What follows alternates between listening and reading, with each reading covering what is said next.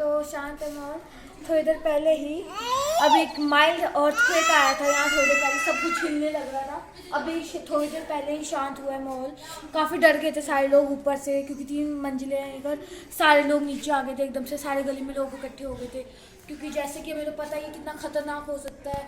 Turkey में भी आया है, सो सारे डर गए थे उस वक्त। ये बच्चा भी बेचारा रोने लग गया था, अभी थोड़ा सा शांत किया हमने वो लोगों को। सो काफ़ी मतलब डर गए थे। तो आप भी सतर्क रहें और सेफ रहें। Thank you.